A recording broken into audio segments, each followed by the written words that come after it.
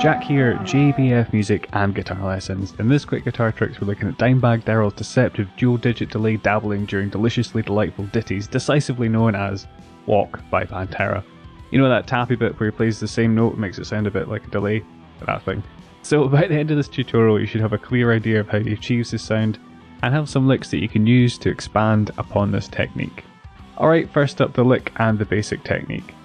Tap the second fret on the G string, or pull off to it. You know, if you're fretting this note, you can pull off. Can't really see that too well, sorry. You use your left hand to pull off to it, doesn't matter too much. But you tap that, and then slide it up the fretboard. While your right hand is sliding up, get your left hand ready, and then hammer on the same note from nowhere. So rather than picking the string, I'm just hammering on. There's bound to be a bit of string noise when you're sliding and when you're hammering, so either bring your first finger in, or bring your thumb around the neck, and just rest it lightly over the strings, which will help stop them ringing out. Then after this hammer, we just slide the left hand up at the fretboard, and while we do that, we get the right hand ready to tap again. And repeat.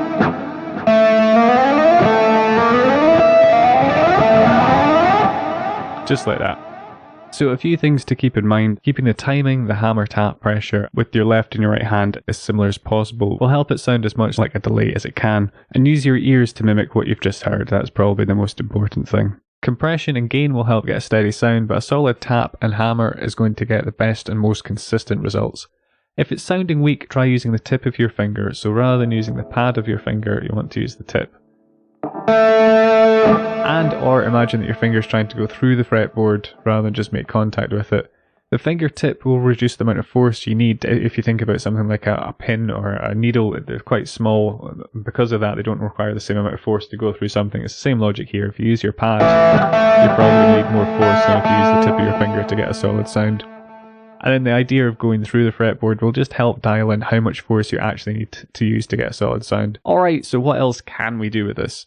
Well, you could lead with the left hand rather than the tap. You could slide downward out of the note rather than upward, or just not slide out of them at all, and go up a scale as well. All of these next examples will be in B minor, and if this doesn't sound like a flashy enough tapping trick to you, then check out the Steve Vai licks to impress. So, bars 1 and 2.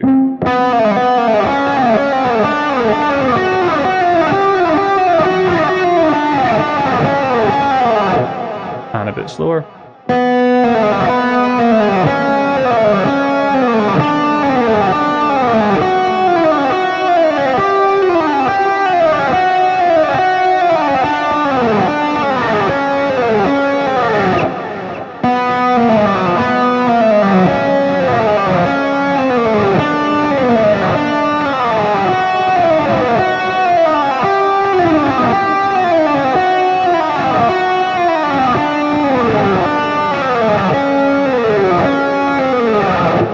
In bars 3 and 4 I've gone for a very similar idea but applied the technique to an arpeggio, a B minor. For more on minor arpeggios, check out that tutorial.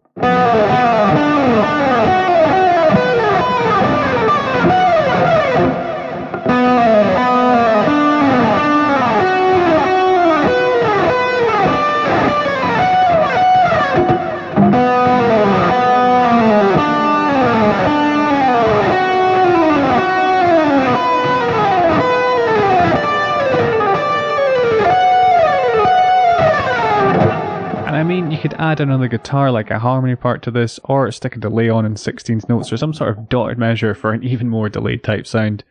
The trick is pretty handy if you maybe have a small lick or part of a solo that uses a delay like this, and it's the only time you stomp on the pedal. It will save a wee bit of pedalboard real estate, and it also just looks quite cool. And the final two ideas of this hopefully very speedy quick trick: chords, in this case dyads, and bending.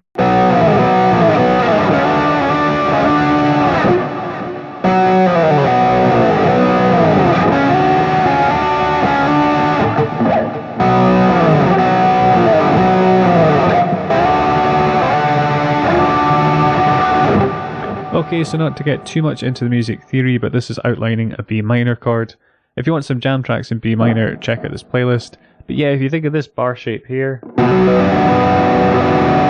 have the 5th in the root, and a flat 3rd, and a 5th. In theory, you could do power chords, 3 or even 4 note chords, and all sorts of different shapes.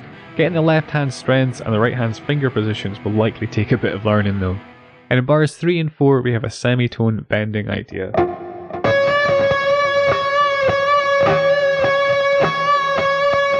Maybe a bit like something Tool would do.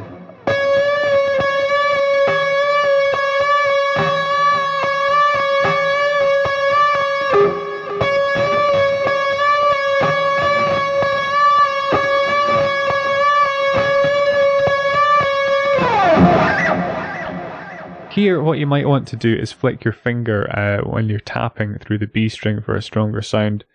So you can hammer or play this 14th fret, bending it, then muting the string as I tap this fret here.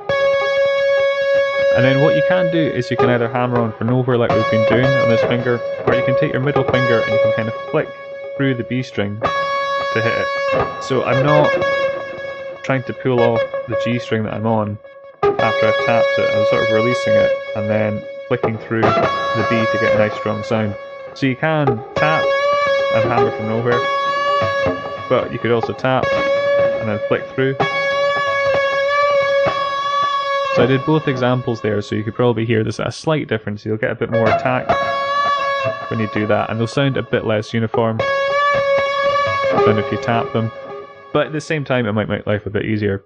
The other thing that I was doing was playing it very staccato and not letting the notes bleed into each other. You could try doing this.